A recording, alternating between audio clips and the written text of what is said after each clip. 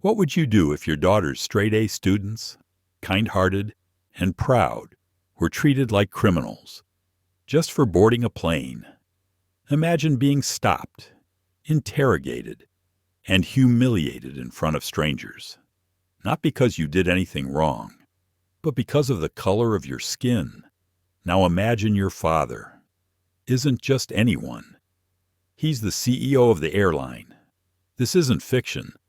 This is the real story of Naomi and Amira Ellison, two brilliant young black women whose dream trip turned into a public ordeal at 30,000 feet. A story that begins with an unjust accusation and ends with a breathtaking reversal that shocked an entire industry. Why did security really pull them aside? Who orchestrated the smear campaign against two innocent girls? And how did one father's calm resolve bring an airline and its powerful board to its knees? This story will make you angry. It will make you cry. But most of all, it will make you believe in courage, dignity, and justice. Before we dive in, don't forget to like this video, share it with someone who needs to hear it, and subscribe to our channel for more powerful true stories that spark real change. Now, let's begin.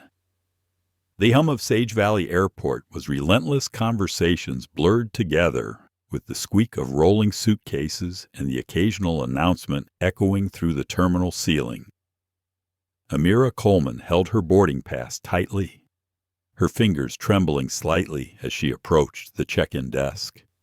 Her twin sister, Naomi, stood beside her, both of them dressed in oversized hoodies, jeans, and sneakers that had seen more high school hallways than runways. They looked like any other two 17-year-old girls heading off on an adventure. But this wasn't just any trip. This was their first flight alone, their first college visit, the first time their father, Jared Coleman, the usually overprotective, meticulous man, had trusted them to navigate an airport by themselves.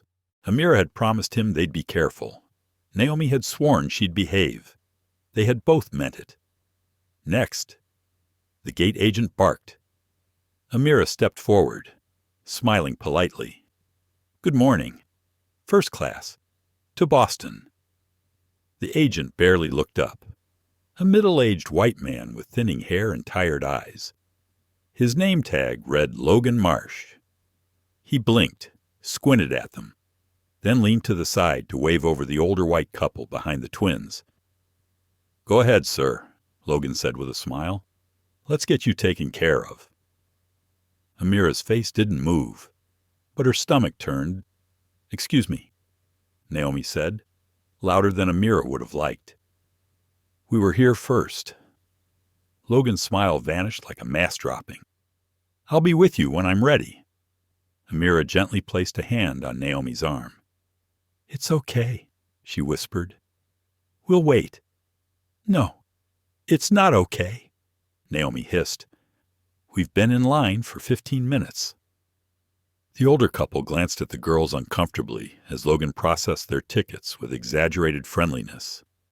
"Chicago this morning. Oh, I love that city in the fall," he said, while his fingers tapped unnecessarily long on the keyboard. Only after the couple was on their way did he finally turn his attention to the twins. "Tickets and ID," he snapped. Amira passed them over two first-class boarding passes, purchased directly through the Aurora Skies Air website using their father's private account. She'd triple-checked everything. Logan frowned as he looked over the tickets, then up at them. "First class," he said slowly. "Are you sure you're at the right desk?" Naomi's mouth opened, but Amira was faster. "Yes, sir. Our father booked these for us. We're visiting universities in Boston." Logan lifted their student IDs between his thumb and forefinger like he'd just pulled them from the trash. "Student ID isn't valid identification," he said flatly. "You'll need government-issued photo ID." "We're 17, Naomi said, trying to keep her voice even. "When the tickets were booked, Customer service said student ID was fine for domestic travel. Someone told your father wrong. Logan replied with a sharp inhale. Wait here. He disappeared into the back office with their IDs and tickets, leaving the girls awkwardly standing at the counter. Passengers behind them shifted impatiently. Several looked curious. One or two looked annoyed. I don't like this, Naomi muttered. Amira stared straight ahead. Just stay calm. 15 minutes passed. The laughter from the office behind the desk made it sting worse. Logan finally emerged, slapping 2 new boarding passes and their IDs on the counter. There was an error, he said loudly. You've been reassigned to Economy Gate B16. Amira picked up the tickets. These aren't our original seats. Logan leaned in close. Listen, he said quietly, but not kindly. First class isn't for everyone. You should be glad you're flying at all. Naomi's face turned red, but Amira put her hand on her sister's again. The words hurt. They always did, and she'd heard them before, in other forms, in other places. You're too much. You don't belong. Be grateful.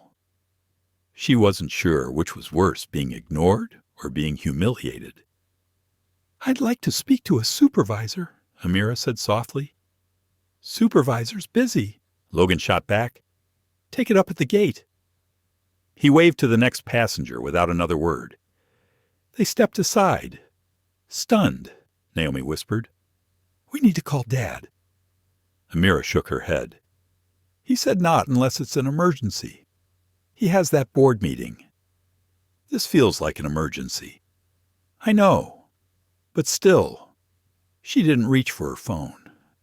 Her father had worked too hard to get where he was newly appointed CEO of Aurora Skies Air, an industry outsider brought in to clean up a mess he hadn't made. He'd asked them to do this on their own, so they would. They walked away in silence. Behind them, Logan Marsh picked up the desk phone and made a quiet call. Yeah, it's Logan. 2 black teenage girls just tried to use first-class tickets, looked fishy. I moved them to economy, but keep an eye out at the gate. I got a weird feeling about them. He hung up, satisfied. The girls never saw him make the call. They didn't see the smirk that followed, but they would feel its consequences. The line to security at Sage Valley Airport was moving, but slowly. Naomi bounced her leg impatiently while Amira stared at the floor, her lips pressed into a thin, unreadable line. They hadn't said much since leaving the check-in desk. There was nothing new to say, just that old, familiar ache neither of them wanted to name aloud. This can't be normal, Naomi finally muttered. It's not, Amira replied, but it's expected. Naomi looked at her. You don't think we should have called Dad? Amira hesitated. Jared Coleman was in a closed-door meeting with Aurora Skies Air's board of directors. He'd made that clear before they left. He was trying to clean house quietly, strategically, and didn't want to risk any favoritism claims, especially involving his daughters. He trusted us, she said. Let's try to get to the gate first. Naomi sighed, but said no more. They reached the TSA checkpoint. A female agent stepped forward. Her name tag read Rebecca Kane. Her voice was clipped, efficient, IDs and boarding passes. They handed them over. Rebecca studied the documents for a moment, then looked up. You've been selected for additional screening. Both of you. Amira blinked. Is this random? That's what it says. But Rebecca's smirk said otherwise. She motioned them toward a separate lane, where another officer waited by a metal table. His arms were crossed. He didn't smile. As Amira started to lift her bag onto the table, Rebecca snapped. Everything out. All items, electronics, books, toiletries, medication, everything. Naomi's breath caught. This seems excessive. Rebecca's eyebrows rose. You questioning airport security? No, ma'am. Amira jumped in. We'll cooperate. She nudged Naomi again. Don't escalate. They began to unpack. Rebecca grabbed Amira's laptop and set it down hard against the metal edge. A dull clang echoed through the checkpoint. Please be careful, Amira said, trying to stay composed. That has all my schoolwork on it. If you cared that much, maybe you shouldn't fly, Rebecca snapped. Around them, other passengers were starting to notice. The agent opened a small pouch with Amira's allergy pills and held it up like contraband. What are these fexofenadine? Amira answered. My prescription's right there. Rebecca set it aside like it was suspicious anyway. A second agent came over and told them to extend their arms. We need to conduct a pat-down, he said. The process was invasive, rough, and humiliating. Naomi flinched as the agent's hands pressed too hard against her back. Amira tried to keep still, swallowing her shame like acid. Rebecca was now going through their notebooks, reading handwritten pages without asking. One note Amira's college essay draft fluttered to the floor. She didn't move to pick it up. Nearby, a white woman in line started filming. This is wrong, the woman said. They haven't done anything. Almost instantly, a supervisor arrived and ordered her to delete the footage. If you don't comply, we'll have to detain you for interfering with a federal procedure. The woman hesitated, then put away her phone, murmuring, I'm sorry, to the girls. By the time they were done, nearly 45 minutes had passed. Their bags were left in chaos. Amira's laptop had a visible scratch.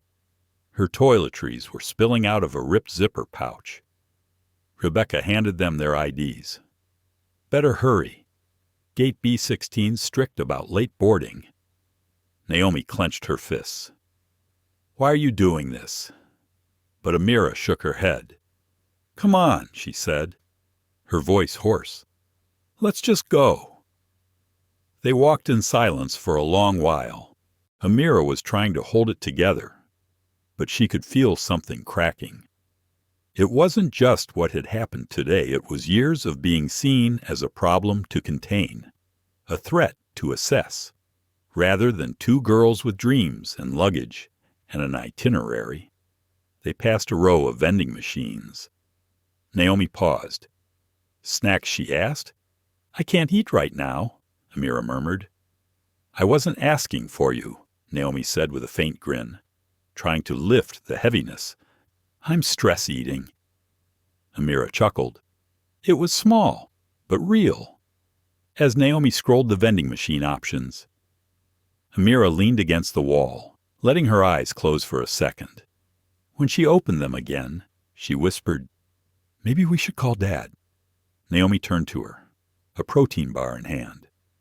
You think, yeah, Amira said, but not to save us. Just, he should know. There was a pause. Then Naomi's smile faded. Wait, she said slowly. You don't think Logan called ahead? Do you told someone at security to give us a hard time? Amira felt a chill. I wouldn't put it past him. They stood there, alone in a corridor that felt far too big. What had begun as an exciting college visit was becoming something else, something darker, harder to swallow. They still had no idea just how far it would go. They had nearly an hour before boarding, but Amira and Naomi didn't feel like celebrating. Their backpacks sagged heavier than before, though neither had added anything new. It was the weight of experience now, unspoken, but deeply felt. The Skybridge Cafe, perched just above Gate B16, advertised quick service and fresh food. The girls paused in front of the glass, peering in, empty tables. A hostess with a sleek blonde bun tapped away on her tablet behind a polished wood podium. Her name tag read Lauren Whitmore. She glanced up and froze for a fraction of a second when she saw them just long enough for Amira to notice. "Hi," Naomi said. "Table for 2. Please." Lauren barely smiled. "There'll be a 40-minute wait." Amira blinked. "We see plenty of empty tables." "They're reserved," Lauren replied without missing a beat. Naomi tilted her head. "Reserved, your website says you don't take reservations." Lauren's tone sharpened. "It's outdated. We do now." As if scripted. A white couple entered just behind them. Lauren's smile bloomed like spring. "Hi there. 2 for lunch. Right this way." She grabbed menus and led them directly to one of the reserved tables. Amira felt her stomach twist. "We were just," Naomi began. But Lauren turned sharply. "Is there a problem?" before Naomi could respond. Amira stepped forward. "Yes, there is. You just told us there was a 40-minute wait and seated people who arrived after us." Lauren's eyes narrowed. "Ma'am, I'm going to have to ask you to lower your voice." "I'm speaking calmly," Amira said. "We just want to eat." A man in a black button-down shirt appeared from behind the counter, broad-shouldered, with a booming voice to match. His name tag read Ethan Phelps, manager. "Is there a problem here, Lauren?" he asked. But his gaze never left the twins. His tone suggested he had already made up his mind. Lauren jumped in eagerly. "These girls are being disruptive. I explain we have a wait list, and they're arguing. That's not what happened." Naomi snapped. "She lied. You're seating people based on who you like, not who came first." Ethan folded his arms. "I'm going to have to ask you to leave if you can't calm down. We don't tolerate disruptions here." Amira took a deep breath. "We're not disrupting anything. We're asking to be treated fairly." "That's it," Ethan said. "Security will be called if this continues, just a few feet away." A Latina waitress had been clearing a nearby table. She paused, eyes flicking back and forth between the staff and the girls. Her name tag read Lena Morales. She stepped forward slowly. "I can seat them at one of my tables," she offered quietly. Table 8 just opened. Ethan didn't look at her. "Not your call. Lena." "Get back to your section." Lena hesitated, then dropped her eyes and returned to the back. Her shoulders sagged. Naomi was seething. "So that's it," she said. "You don't even pretend anymore." Ethan's voice dropped to a low, threatening whisper. "This is private property. I can refuse service to anyone. You're not welcome here." Naomi opened her mouth again, but Amira gently tugged her sleeve. "Come on," she whispered. "We're not getting anything here but more anger." They turned to leave. As they stepped out into the concourse again, Naomi clenched her jaw. "Why does this happen so often?" Amira exhaled slowly. "Because they want to remind us we don't belong in certain spaces." They were about halfway to the escalator when they heard footsteps behind them. Wait, it was Lena, slightly breathless. She pressed 2 food court vouchers into Amira's hand. "I'm so sorry. I couldn't speak up louder. But this happens. All the time." The girls blinked. Lena continued. "Ethan and Lauren, they treat black customers like this constantly. I've been documenting it. If you ever file a complaint, I'll back you up. I swear." She pulled out her phone and quickly typed her number into Amira's. "I have video, too. I started recording right after they turned you away. Just, please don't let them keep doing this." Before they could respond, she disappeared back through the swinging kitchen doors. Naomi stared at the screen. That was unexpected. Amira nodded slowly. Feels like the first real kindness today." They walked toward the food court in silence. The smell of cheap fries and teriyaki filled the air, a poor substitute for dignity. But it was something. Naomi sat down at a corner table and looked across at her sister. "Do you ever get tired of being so calm all the time?" she asked. Amira blinked. "You never yell. You never push back. Even when they're cruel. Don't you ever want to scream?" Amira thought about it. "All the time." "Then why don't you?" "Because people expect us to lose control. The second we raise our voices, we're seen as the problem, not them." Naomi chewed on her straw wrapper. "It's not fair." "No," Amira said. "It's not." She didn't say more, but inside, she was beginning to feel something shift. There was only so long someone could be quiet before the silence started to feel like complicity. By the time Amira and Naomi returned to Gate B16, they had wolfed down sandwiches in silence, shaken but centered. The food vouchers from Lena had been more than a meal. They were validation that someone had seen them, really seen them, in a world so ready to look away. As they approached the boarding line, they felt a cautious hope blooming again. They now held corrected first-class boarding passes, courtesy of a hurried customer service agent named Margot Levins, who had reissued them with a sigh and zero explanation, as if she'd been told to clean up someone else's mess. No apologies, just the click of keys and a muttered, "These should be fine now." The boarding lane for priority passengers was just opening. A tall, balding white man in a navy blazer stood by the gate kiosk, scanning tickets and greeting travelers with a thin, professional smile. His name tag read Dennis Claiborne, gate supervisor. "Have a great flight, Mr. Whitaker," he said, handing a platinum passenger's ticket with a polite nod. Amira and Naomi stepped forward, first-class boarding passes in hand. Dennis's face didn't change, not quite, but the moment he looked at the names on the tickets, something in his posture stiffened. "There seems to be a problem," he said. His voice was calm, but just loud enough for several people in line to glance over. "Problem?" Naomi asked, her guard already rising. "Our tickets were just fixed by customer service." "I'm going to need you to step aside for verification," Dennis replied, already waving through the next passenger in line. "Please." They moved off to the side, confused, the sounds of scanner beeps and boarding chatter surrounding them like static. Dennis tapped furiously at his screen for nearly a full minute before looking up again. "Do you have any government-issued ID?" he asked. Amira's stomach dropped. "We're 17, she said. "We were told our school IDs would be sufficient. They have photos, barcodes, even the school seal."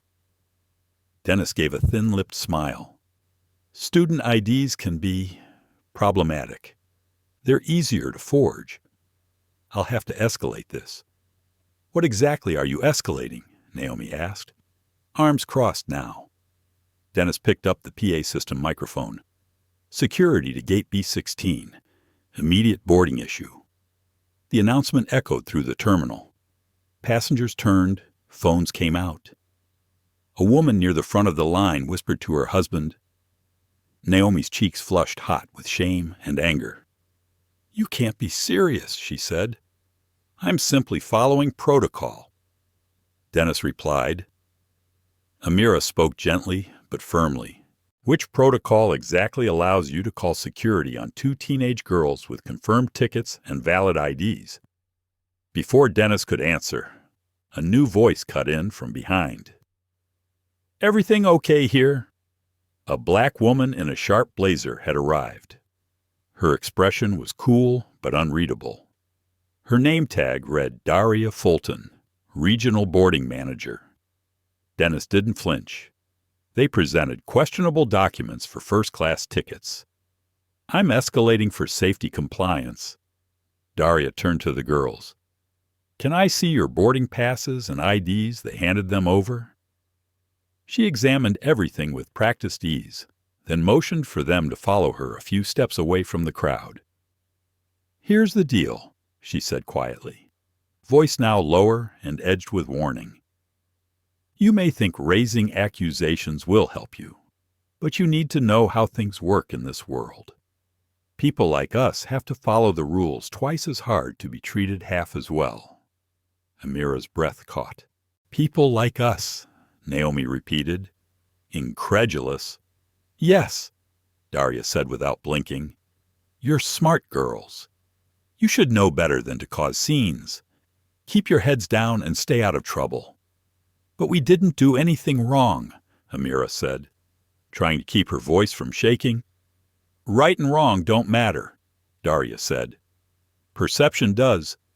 Then, as if switching back to her professional persona, she turned and walked back to Dennis. "Their documentation checks out," she announced. "Let them board." Dennis didn't even mask his displeasure as he stepped aside. The twins walked toward the jet bridge, hollowed out. Naomi kept her voice low. "She could have stood with us." Amira didn't reply, because what stung wasn't that Daria hadn't helped. It was that she'd chosen to mirror the system instead of challenge it.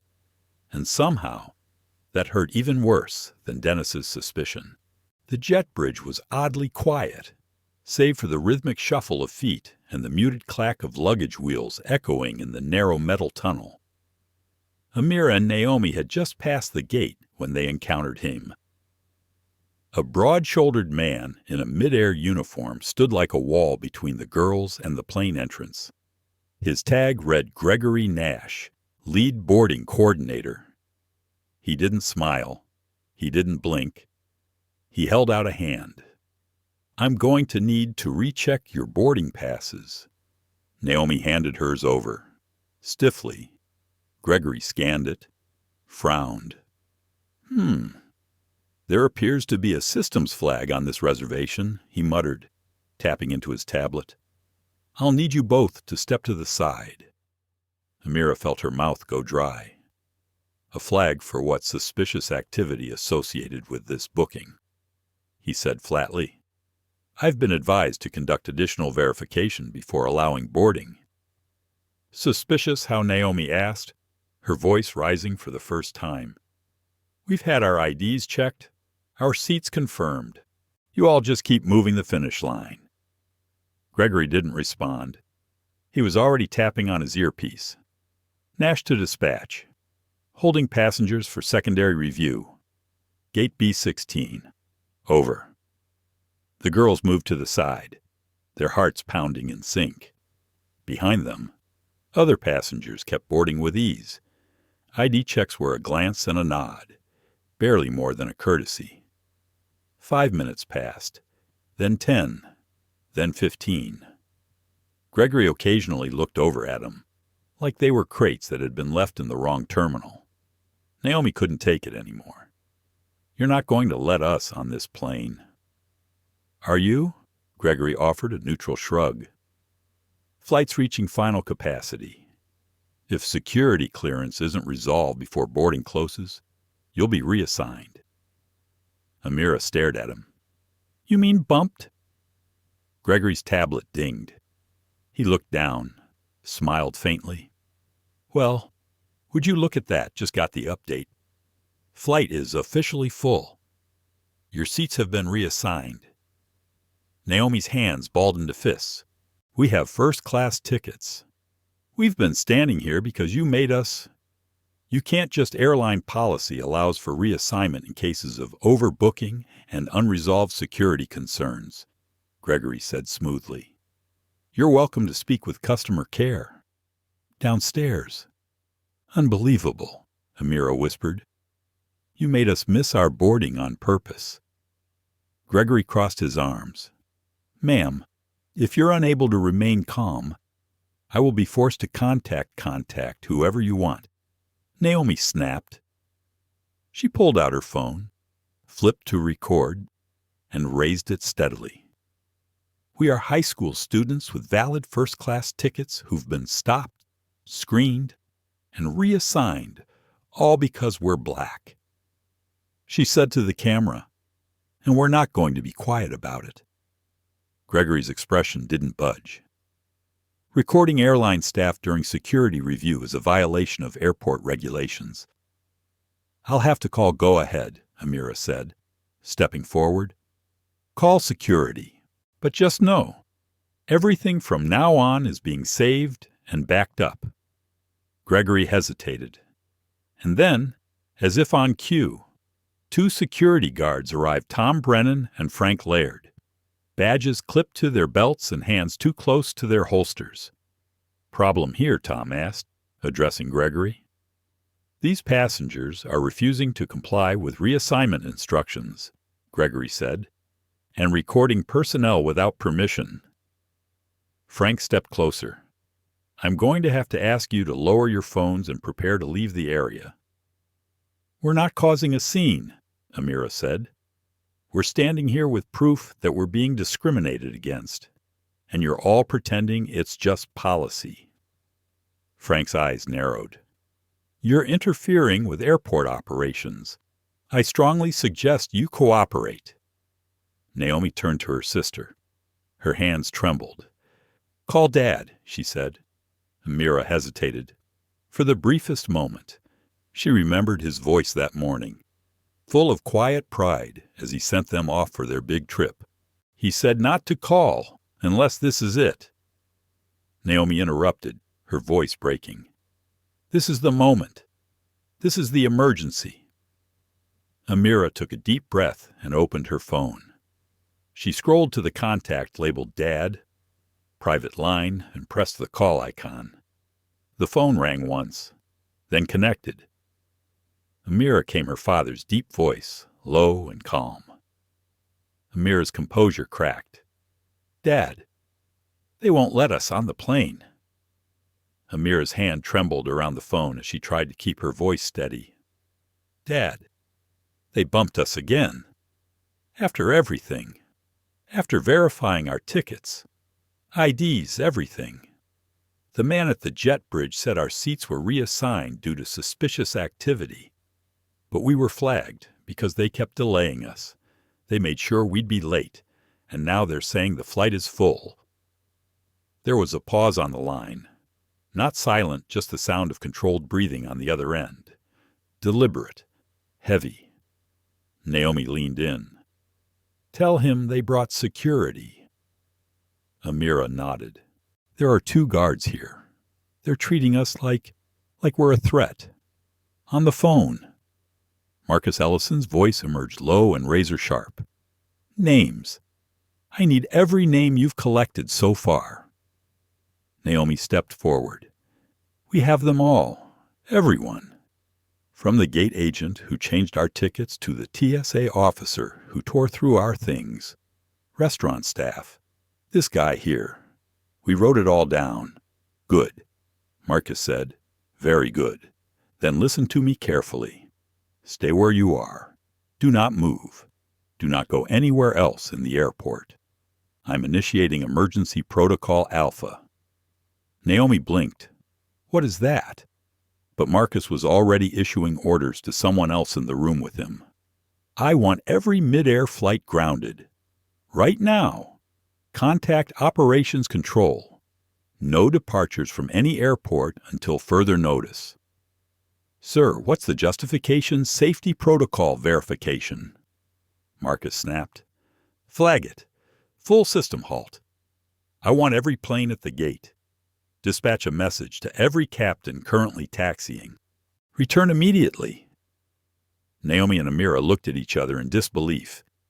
You're grounding planes, Amira whispered. Every single one. Marcus's voice was ice. In his private office atop Mid-Air headquarters in Chicago, Marcus Ellison stood slowly. His suit jacket hung from the chair. He rolled down his sleeves, tied his tie tighter, and took a long look at the screen in front of him, a live map of all mid-air flights in motion across North America. They started blinking red. One after another, icons turned. Flights that had been moving began circling. Some reversed back toward terminals. The board lit up with changes. Flight status gate return, operational hold, flight status. Delayed safety, check required. It was working. His personal assistant, Carla Mendoza, appeared at the door. Marcus, the operations room just called. They say you've grounded the entire fleet I have. The media. They'll find out soon enough. First, get me the Denver station manager on video. Then I want a full call with every employee who touched my daughter's itinerary today check-in. TSA, gate agents, jet bridge coordinator. I want to see every face. 5 minutes. Back at Denver International. The effect was almost immediate. The departure board started to flicker. Gate agents looked up, puzzled, then alarmed. One agent picked up her phone. What the hell's going on? All our flights just switched to hold. Then came the loudspeaker. Attention, mid-air passengers. Due to a system-wide safety protocol verification, all flights are temporarily grounded. Please remain at your gate for further instructions. We apologize for the inconvenience. Naomi turned to Amira. He really did it. He's shutting down the airline. Amira's phone rang. This time, the caller ID read Mid-Air Executive Office. Before she could answer, Naomi's phone rang too. Different executive, same office. The girls exchanged a look, then declined the calls, just as their father told them to. Another call came, this one from a local number. A familiar face appeared, hurrying toward them through the terminal crowd. Richard Kellner, the gate agent who had initially tried to stop them from boarding. He looked flushed, rattled, completely unlike the smug official from 30 minutes earlier. Ms. Ellison, Amira, Naomi, there's been a terrible misunderstanding, he stammered, out of breath. We've arranged a private flight to Boston for you. Corporate jet, immediate departure. Please come with me. Naomi crossed her arms. No, thank you. Richard flinched. Excuse me. We're waiting for direct instructions from our father. His smile strained. I'm trying to help you.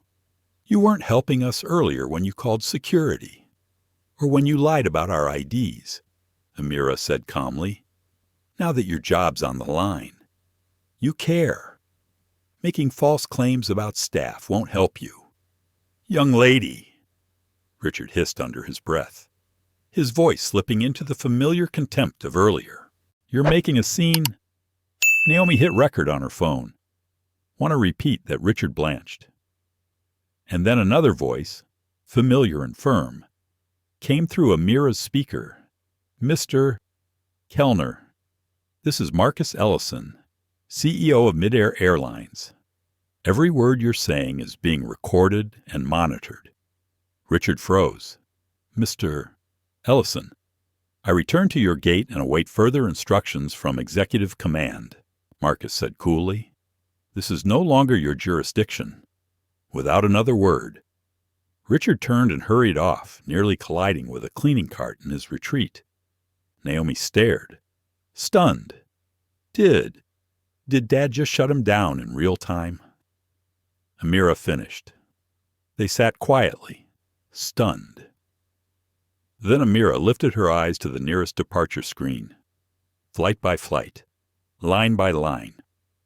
The word delayed was replacing every departure. Naomi whispered. He meant it. Emergency Protocol Alpha. He grounded the whole airline. The screen inside Marcus Ellison's office flickered to life. 14 faces appeared in virtual windows, all high-ranking executives and senior managers of Mid-Air Airlines. Some were hastily thrown together in conference rooms, others in their home offices, eyes wild with confusion and panic. Marcus, what is going on? Demanded Gordon Holloway, the airline's chief financial officer. The entire network is frozen. We have planes idling at 77 airports. Thousands of passengers stranded. The press is the least of your worries, Marcus interrupted. We're having this meeting because a breakdown of ethics and human dignity occurred across multiple departments at Denver International Airport today. A breakdown your departments are responsible for. Breakdown asked Delilah Swan, VP of Customer Experience. I've seen the initial report, some kind of ticketing error. Yes, that's what you were told, Marcus replied, his voice dangerously quiet. Let me paint the full picture. And then he did. With crisp precision, Marcus shared a timeline of every incident Amira and Naomi endured, each backed by evidence. Names, faces, ticket logs, video timestamps, audio from TSA lines, restaurant seating discrepancies, even screen captures of internal notes entered into the system by gate agents. A handful of execs looked nauseous, others furious. A few were scribbling notes in a frenzy, but one face remained still, stone-faced. Stephanie Calhoun, Senior VP of Operations, didn't blink as Marcus laid out the pattern. When he mentioned Emergency Protocol Alpha, she narrowed her eyes. You realize what you've done, she asked coolly. This stunt will cost us upwards of $40 million in just today's losses. This stunt is called accountability, Marcus replied, and it's only just begun. From her office in Denver, Patricia Granger, the station manager, appeared on screen. Her headset still hung around her neck from scrambling with local staff. Her blouse was stained with coffee. She looked exhausted. Mr. Ellison? I had no idea your daughters were on that flight. She began. None of my people told me. That's exactly the problem, he replied. The way my daughters were treated shouldn't have depended on whether they were someone's daughters at all. A silence followed. Then Marcus leaned in, his tone sharp. Patricia, I need every staff member who had contact with Amira and Naomi brought into a conference room immediately. I'll speak to them in 15 minutes. That includes TSA liaisons and restaurant managers. We don't control TSA or private restaurant vendors, Patricia said. Then find a way to coordinate, Marcus replied, or every gate at Denver Mid-Air Terminal stays grounded indefinitely. At that, someone in the background audibly cursed. While the meeting dissolved into hushed side conversations, Marcus muted his mic and turned to his assistant. Carla, he said, I want legal compiling civil rights exposure estimates. Tell HR to pull every discrimination complaint filed in the last 10 years, and alert the audit team we're reopening the internal bias audit that got shelved last spring. Carla didn't flinch. Understood. Meanwhile, back at Denver International, Naomi and Amira remained seated near Gate 37, untouched by the frenzy erupting behind the scenes, but aware of its scale. The terminal buzzed with anxious travelers, scrolling through flight updates that refused to budge. Every few minutes, a voice over the intercom would repeat the same vague announcement. Mid-Air Airlines apologizes for the delay. Flights are temporarily paused due to a system-wide safety protocol. Please remain at your gate. Phones were ringing everywhere. People were whispering. Social media had begun to catch wind of the situation. A few YouTubers and TikTokers were walking around filming chaos content. And then, a small group of airport personnel approached the twins. The lead manager, a middle-aged white woman with tight blonde curls and a blazer bearing the Mid-Air logo, stopped in front of them. I'm Mallory Vicks, Director of Guest Relations here in Denver, she said with a strained smile. We'd like to move you to a private suite while the situation is resolved. No, thank you, Naomi replied. Mallory hesitated. It would be more comfortable, and perhaps more discreet. Amira looked up. Are we making someone uncomfortable by sitting here quietly? Mallory's eyes twitched. Of course not. We're just trying to ensure your safety. Our father wants us here. In public view, Amira said. So we'll stay. Mallory opened her mouth to argue, but caught sight of Amira's still recording phone. She cleared her throat and stepped back. If you need anything, we'll be nearby, she muttered before walking off. Amira sighed and leaned her head back. I never imagined just existing in public would become a political act. Naomi smiled faintly. Well, we do look good on camera.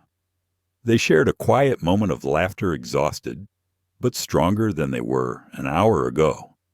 In that same hour, the broader system they were confronting had begun to ripple.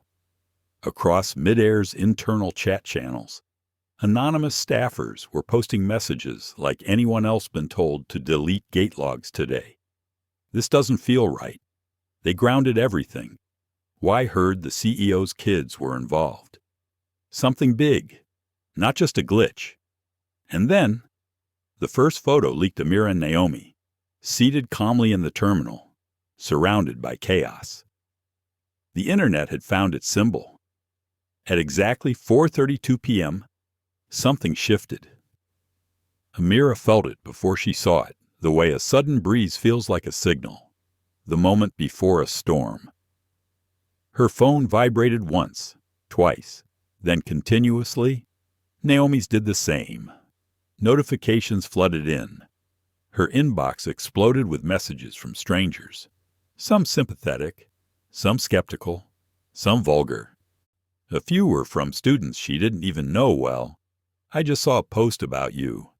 That can't be real. Right, hang in there. Naomi, if anyone can take them down, it's you two. Then came the flood of tags on social media. Twitter, TikTok, Threads, Reddit. A short clip had gone viral. Naomi calmly telling Mallory Vicks they'd stay in public view. The caption read, Twin girls refused boarding because of their skin. CEO dad grounds the entire airline. This is that moment. Justice flight. Mid-air discrimination. Twins at gate 37. By the end of the hour, Mid-air was trending nationally, not for innovation or service, but for scandal. Back in Mid-air's IT headquarters in Dallas, Calvin Dorsey, the director of cybersecurity, stared at a string of command requests on his monitor. One request was from Stephanie Calhoun's office. Request delete video feed logs from Denver Gate 37, TSA Screening 2A, and Restaurant Kiosk 4. Another came from Victor Relling, a powerful board member already angling to use this event to challenge Marcus Ellison's leadership. Urgent isolate digital record of passengers Amira Ellison and Naomi Ellison. Archive. Do not distribute. Calvin's stomach churned. He'd worked at Mid-air for 19 years. He'd kept his head down, built the firewalls, tracked the breaches, and never asked too many questions. But this felt wrong. His fingers hovered over the keyboard. A third message appeared. This is about protecting shareholder value, not ethics. He closed his eyes, and then an alert. His system was being monitored not by his own department, but externally. A breach. No. A ping from a script, a private one. Then his phone rang. Unknown number. He hesitated, then answered. Mr. Dorsey, a calm voice said. This is Amira Ellison. I believe you're trying to alter records from the Denver terminal. He nearly dropped the phone. How did you get this number? I'm a computer science student. I've been building a log scraper since last year to track data integrity in public systems, Amira replied. Your server protocols are strong, but your external logging API left a sandbox open. Calvin groaned. Jesus, I'm not here to threaten you, she said, but I am logging every attempt to erase evidence. And I've mirrored the data to 3 external servers, one of them in Canada. Why are you calling me? Then because my father said you were once an ethical man, I figured you might want to still be. A long silence. And then Calvin said, "Let me think." Across the country, former employees of Midair began speaking up. Elena Ramirez, a retired flight attendant who had once trained onboarding crews, posted a thread on Threads. "I quit Midair 3 years ago after my reports of passenger profiling were dismissed. We were told to screen unusual travelers. Guess what that meant in practice?" Her post gained traction fast. In a private Discord group for airline workers, a grounds crew member from Seattle posted blurry footage of Richard Kellner, the Denver gate agent, loudly mocking 2 passengers weeks ago who had acted too privileged for their skin tone. Within hours, more came forward. Stories, footage, even internal memos. And then came the receipts, literally. A woman who had sat behind the twins in the restaurant earlier that day posted a photo of her receipt, time-stamped just minutes before the girls were denied a table. I was seated immediately. No reservations. I watched them get turned away. Disgusting. Meanwhile, Naomi was coordinating another front. She messaged Elena Cruz, the kind waitress who had slipped them vouchers at the food court. Amira had kept her contact info. Naomi wrote, "Would you be willing to talk on record?" Even anonymously. The reply came instantly. "Yes, I've seen too much of this. I'm in." Elena sent over 3 short videos she had secretly recorded in the back kitchen footage of Keith Dorman, the restaurant manager, laughing with Melissa, the hostess, saying, "We don't serve that attitude in first-class spaces. Let them eat vending machine chips. Maybe they'll learn some humility." The sound was grainy but clear. Elena also included an audio memo. "I'm not proud of staying silent in the past, but not this time. Back at Midair HQ, Marcus was reading everything in real time. His assistant, Carla, had opened a secure channel where verified reports from across the country were streaming in. Employees, former passengers, even other airlines were watching. "This is getting big," Carla murmured. "Like New York Times big." "Good," Marcus said. But his voice wasn't celebratory. It was resolute. "I didn't want to burn it down to rebuild it," he said. "But I won't let my daughters carry this alone." Carla looked up from her screen. "They're not anymore." Back in the terminal, Amira sat still as her phone buzzed again. She had started a thread titled, "What Happened to Us at Gate 37." A thread on race, power, and quiet resistance. Each tweet was concise, direct, and unflinching. She wrote 1. "We had first-class tickets. We were denied boarding. 2. We were asked for excessive ID, then moved to economy, then removed entirely. 3. TSA made us unpack medications. Restaurant refused to seat us. Staff called us liars. 4. My father is CEO of the airline. He found out and grounded every flight. 5. But here's the part that matters. This shouldn't have needed his title to matter." By the time she hit tweet 12, the post had over 48,000 likes and 10,000 reposts. The story was no longer just theirs. It was everyone's. Marcus Ellison stared into the camera. On screen, 11 tiny squares blinked to life, each one holding a face, a name, a title. The emergency board meeting had been called within 2 hours of the media firestorm reaching CNN and MSNBC. The chairperson, Victor Relling, leaned forward in his square, lips already tight with performative concern. "Marcus, we've got a PR disaster on our hands. You've shut down operations nationwide. Do you understand the magnitude of that?" "I do," Marcus said calmly, "which is why I asked to address the board first." Victor gave a tight nod. "Proceed." Marcus tapped a key. A document appeared on the shared screen, a live dashboard, titled Incident Report Discriminatory Conduct, May 25th, Gate 37. Denver International Airport. It wasn't just a summary. It was evidence time-stamped photos, audio files, interview transcripts. A second tab opened with social media analytics.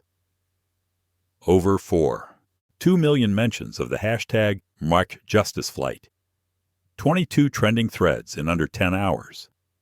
More than 500 direct testimonials from passengers and employees. And then a third tab, legal summaries prepared by Mid-Air's own general counsel. Based on preliminary findings, the company may be in violation of FAA anti-discrimination protocols, ADA compliance statutes, and exposed to class action risk if the pattern holds across other airports. Gasp. Someone cursed under their breath. Marcus took a breath. I am not here to apologize for grounding flights. I'm here to tell you why it was necessary and how deep this rot goes. He tapped again, and a video began playing. A hidden recording from a former Mid-Air instructor, Elena Ramirez. They told us to profile for disruptive potential. That meant people of color, poor families, loud kids. I kept notes. You'll find them in the second folder. Then a clip from Elena Cruz. The food court waitress management said those girls didn't fit the atmosphere. They had first-class tickets. We all saw them.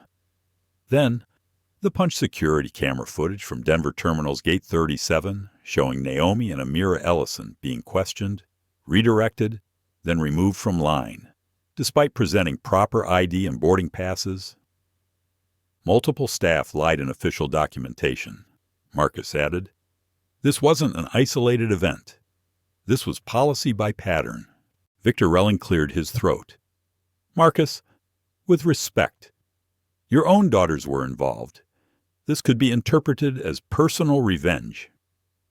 Marcus looked straight into the camera. It became personal the day this company decided the skin color of my daughters meant they didn't belong in first class. Silence. He let it stretch. Let me be clear. I'm not here to rescue my daughters. I'm here to dismantle a system that treated them and others like them as disposable. If we don't fix this, Mid-Air will lose far more than a few days of revenue. We'll lose the trust we've barely earned. Then, his voice shifted calmer, firmer. I've spent years building quiet change within this company. But quiet is no longer enough. Not when discrimination wears a uniform. He pointed to another tab, a spreadsheet of staff complaints and passenger reviews flagged for racial bias in the past 18 months. Some of you tried to delete these files this morning, he said without blinking. I restored them. One board member, Gloria Jennings, frowned. You had access to confidential archives. I built the archive, Marcus said. I know where the skeletons are buried. Another face. Desiree Bowman, VP of Consumer Relations, finally spoke. If we vote to suspend you, we'll face shareholder backlash. But if we stand behind you, we face litigation and brand damage. Marcus nodded. So let's face it. Together. Transparently. Or resign now, and I'll take it public. Victor bristled. You're threatening the board. I'm offering you a future, Marcus replied. Then, without waiting, he opened a final slide and action plan titled Flight Forward Anti-Discrimination Reform Roadmap. It outlined 1. Immediate investigation and firing of implicated employees. 2. External civil rights audit of Mid-Air's boarding policies. 3. Whistleblower protection measures. 4. Bias training for all staff. 5. Executive compensation reduction tied to DEI outcomes. 6. New transparency dashboard for public access. I'm not here to manage the damage, Marcus finished. I'm here to lead a reckoning. For the first time in the call, the board went silent, not from outrage, but from reckoning. Finally, Gloria Jennings unmuted. I vote to endorse the action plan, she said. One by one, others followed, hesitant at first, then firm. Even Victor, sensing the tide, reluctantly gave a nod. Motion passed. Marcus leaned back, not in victory, but in resolve. Back at the airport, Naomi and Amira received a message from their father. "You held your line? Now I'll hold mine. We're not done yet, but we just began something bigger." Amira read it twice, then looked out the terminal window. The runways were still, but something had begun to move. While the Ellison twins waited quietly at Gate 37 phones, buzzing with incoming interview requests and messages of support, another flight was already in the air, one that carried the final piece of the story the public hadn't yet heard. Elna Cruz, the soft-spoken waitress from the Skyport Cafe, sat in row 16C of mid-air Flight 722, staring out at the clouds as turbulence gently rocked the aircraft. Her hands were tucked under her thighs to hide the trembling. Across the aisle, a young man in business casual was watching cable news on his laptop. Helena glanced at the screen, a breaking story about Mid-Air Airlines, with a bold headline, "Mid-Air CEO grounds entire fleet after daughters face racial discrimination. Lawsuits expected." She turned away, heart pounding. She wasn't a powerful executive. She wasn't a tech-savvy teenager like Naomi or Amira, but she had something no one else had: audio recordings of Keith Dawson, the Skyport restaurant manager, mocking and targeting black travelers. And she was scared. 3 hours earlier, Elena had nearly backed out. She'd hovered outside the Denver terminal's employee entrance, debating whether to return to the kitchen or get in the rideshare waiting for her. But the twins' faces haunted her, especially the way Amira had held Naomi's hand after the restaurant humiliation. Quiet, furious dignity in their eyes. They hadn't begged. They hadn't shouted. They had simply stood tall and walked away. And now the world was listening. Elena's voice, though shaking, had joined them when she submitted her statement to Mid-Air's new whistleblower hotline. The next call she received wasn't from HR. It was from Marcus Ellison himself. "We need your voice," he had said. "The board won't believe this culture exists unless they hear it." He'd arranged her flight to company HQ in Chicago, a private meeting with legal counsel, full whistleblower protection. But still, doubt gnawed at her. At 30,000 feet, Elena reached into her carry-on and pulled out a small flash drive. It contained 6 months of secretly recorded clips, audio snippets of Keith Dawson referring to black customers as problems, telling servers to find a reason not to seat them, and mocking passengers who act like they belong in first class. She'd recorded them as insurance, never expecting to use them. Now they were evidence. She looked across the aisle again. The news anchor was interviewing a guest legal analyst. If systemic discrimination is proven, Mid-Air could be facing federal scrutiny not just from the Department of Transportation, but also from the Justice Department. The passenger caught Elena watching and nodded sympathetically. Crazy. Huh. Can you imagine being that CEO right now? Elena offered a small smile, then turned back to the window. She didn't have to imagine. She was about to walk into it. Meanwhile, back at Denver International, Amira's phone buzzed with a new notification, one that made her sit up straighter. Breaking whistleblower employee. En route to Mid-Air HQ with new evidence of widespread bias. Attached to the report was a photo. Elena, boarding flight 722. Naomi leaned in. She really went through with it. Amira's voice caught in her throat. Yeah, she did. The emotion hit both girls at once. Gratitude, disbelief, hope. After all, they had endured the false security claims, the revoked tickets, the attempted intimidation. Someone outside their family had stepped up, risked her job, her safety, for the truth. Dad's going to want this. Naomi said, already texting the article to Marcus. Amira nodded, eyes misting. He told us it would take more than one voice to create real change. Looks like he was right.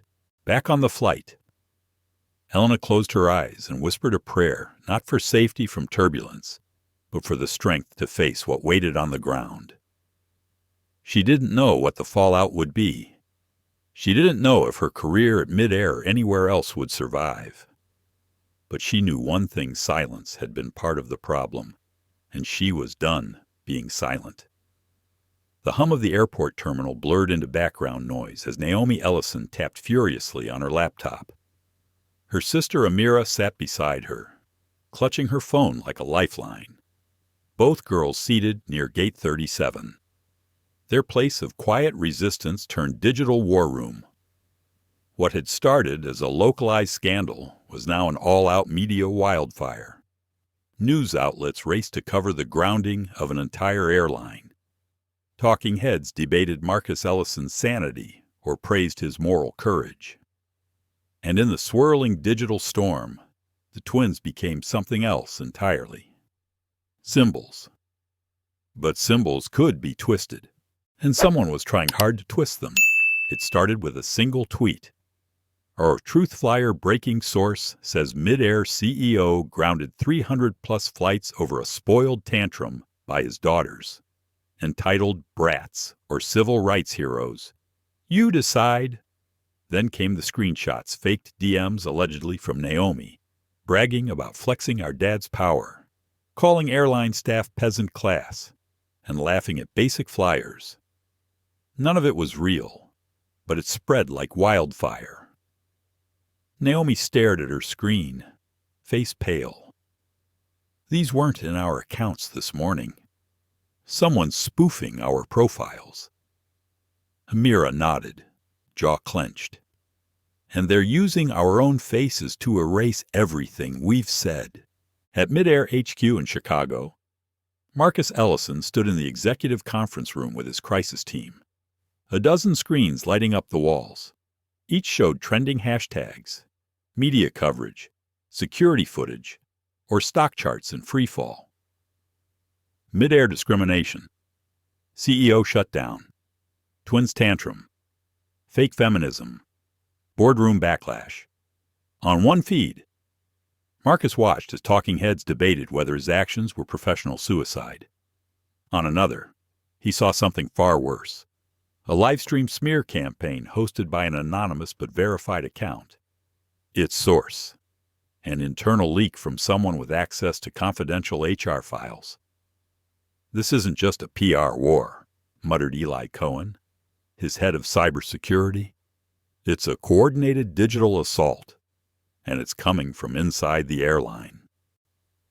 Back at Denver International, Amira was already fighting back. She had anticipated this.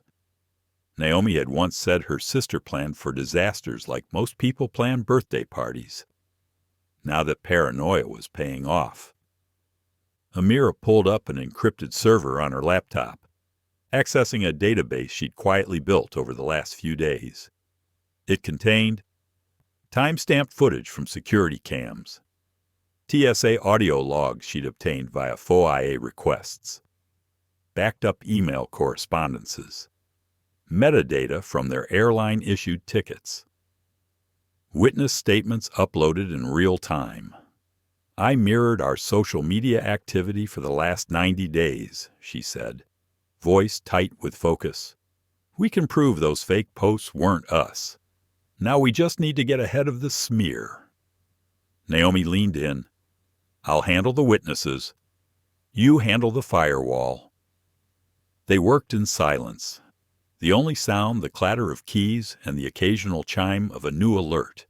At Midair's Investor Relations office, Victor Harrington watched the twins' digital counteroffensive with growing alarm. His plan was simple: drown them in noise. If he couldn't erase their truth, he'd distort it beyond recognition. He'd seeded fake posts, leaked doctored records, and leaned on sympathetic media to reframe Marcus as an overreaching father driven by nepotism. But now the narrative was slipping again. And worse. Whistleblower Elna Cruz had just landed in Chicago. She was already en route to legal counsel with damning recordings in hand. Victor made a final call to Calvin Hughes, Midair's director of IT. Delete it all, servers, logs, anything with their names. And if you hesitate, remember I have access to your non-compete clause and your mortgage. But this time, Calvin didn't flinch. He didn't answer. Instead, he turned to a secure channel and messaged Marcus directly. As night fell over Denver, Naomi uploaded a 12-minute video. It wasn't polished. It wasn't branded. Just the twins, sitting on the floor near Gate 37, explaining what had happened. "We're not perfect," Amira said in the clip, her voice steady. "But we didn't fake any of this. And we didn't ask for power. We just wanted to fly. We were treated like criminals for having first-class tickets, then lied about, searched, yelled at, ignored, and erased," Naomi added. "And now they're trying to smear us with fake messages and anonymous sources. But we kept receipts, literally." She turned her laptop toward the camera, showing metadata and timestamps, all organized and shared to a public folder, verified, auditable. The video ended with a quote from their father.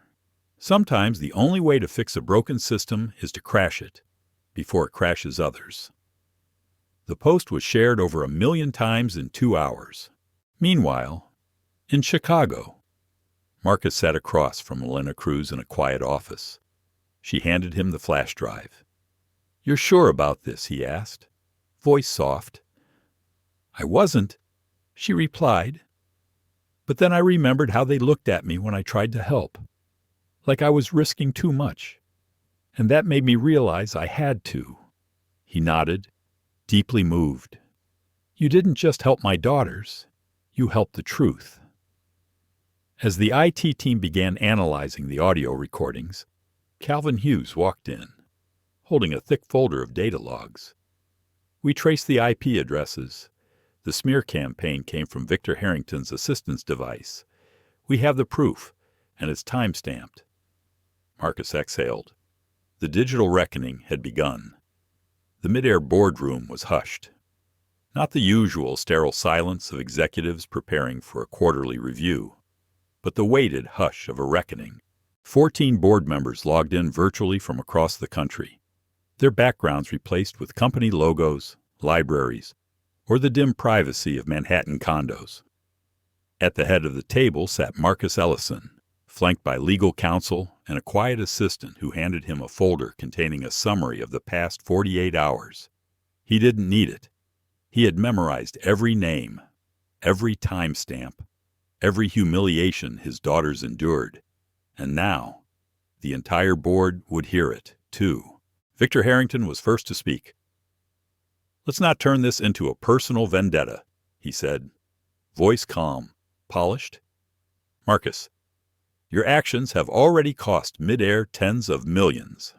Flights grounded, PR disasters, investor panic.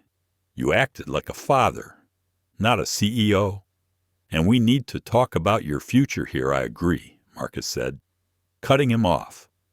"Let's talk about my future. But first, let's talk about your past." With a remote click, the screen behind him lit up. First screenshots of the fabricated social media posts allegedly made by Naomi and Amira. Then metadata proving they were created on devices linked to Victor's assistant's IP. Victor's face froze. Next, Elna Cruz's video statement. Then video footage from TSA checkpoints, showing invasive searches, racial profiling, and mocking commentary from Vanessa Dunn, the lead agent now under federal review. Then came the gate footage, Richard Kinley denying them boarding, Greg Walsh blocking them on the jet bridge, Diane Holloway subtly shaming them into submission. Each clip time-stamped, each clip backed up on independent servers. Silence. And then Marcus spoke. 6 weeks ago, I accepted this position not just to turn midair around financially, but ethically. I believed we could become the gold standard for fair, dignified service. But instead of progress, my own daughters were treated like threats for flying first class while black. He paused, letting that hang. And what did the system do when confronted with the truth? It retaliated. It tried to erase them, to silence them, to smear them, from within this very room. Victor cleared his throat. You can't prove Marcus raised a hand. We have enough evidence to take this to the SEC, the Department of Justice, and the national press. But that's not what I want. He turned, facing the other board members. I want transformation. The vote was swift. Victor Harrington's motion to remove Marcus died without a second. Instead, a new motion passed. Harrington would be removed from the board, pending investigation. By the meeting's end, the following were announced. Midair would publicly acknowledge systemic failures and issue a formal apology to Naomi and Amira Ellison. All employees involved would enter mandatory anti-discrimination reform programs, designed in partnership with civil rights groups. A new Passenger Equity Council, co-chaired by Marcus and an external civil rights watchdog, would monitor implementation. Compensation for executives would now partially depend on measurable improvements in discrimination metrics and passenger satisfaction across demographics. Meanwhile, in Denver, Naomi and Amira sat quietly at the same bench near Gate 37. This time, they weren't strategizing. They were waiting. The departure board pinged. Their flight to Boston rescheduled after all flights resumed, now read on time. A woman approached them. She wore a smart blazer, a name badge that read Priya Sharma, lead agent, and a smile that was warm, not performative. Good afternoon. Ladies, we're honored to welcome you on board today, she said. If there's anything at all you need, please let me know. Amira glanced at her sister. Naomi nodded once. They rose together. It wasn't victory they felt. It was visibility. The aircraft door opened. They boarded. This time, no one questioned their IDs. No one blocked their path. No one called security. As they settled into their seats, they heard the captain's voice crackle over the intercom. Ladies and gentlemen, thank you for choosing Midair. As you may know, we've made some changes, important ones. And 2 of our passengers today were part of that. So to Naomi and Amira in 2A and 2B, we see you. Thank you. The cabin fell silent for a moment before quiet applause rippled through the rows. The girls exchanged a look, equal parts surprised, moved, and stunned. 6 months later, Midair Airlines was not the same company. They had launched a sweeping reform program, real accountability, transparent metrics, independent audits, public listening sessions. Several competing airlines quietly followed suit, announcing their own anti-discrimination initiatives. The Department of Transportation opened a national inquiry into racial profiling in air travel, citing the Ellison incident as the catalyst. Victor Harrington, stripped of board seats across 3 companies, resigned in disgrace after a federal ethics probe. As for Naomi and Amira, they were invited to speak at conferences, summits, even a congressional panel. But they kept a low profile, because the point had never been to become symbols. It had been to stop being invisible. One rainy fall afternoon, the twins returned to Denver International for a new flight. This time, they were headed to the East Coast to start their first year of college. The agent who checked them in smiled warmly. Welcome back, Miss Ellison, traveling together again. Yes, Naomi said. But this time, Amira added, it feels different. They handed over their boarding passes, now marked first class, not for power, not for show, but because they belonged. In the quiet after the storm, we're left with one truth. Silence is no longer an option. What happened to Naomi and Amira Ellison wasn't just about two girls being denied a seat. It was about every unspoken moment of injustice that happens in plain sight, on planes, in boardrooms, at school gates, and how easily society looks away. But not this time. This time, a father stood up, a company was held accountable, and two young women found their voices and used them to change a system. This story reminds us that power doesn't always look like yelling. It can look like quiet strength, steady love, and a refusal to accept that's just how things are. If this story moved you, if it made you feel something, don't let it end here. Like the video, to lift their voices higher. Share it to make sure the world sees what dignity looks like. And hit subscribe to be part of a growing community that believes in justice, humanity, and stories that matter. Because every flight has a destination, and sometimes that destination is change. We'll see you in the next story.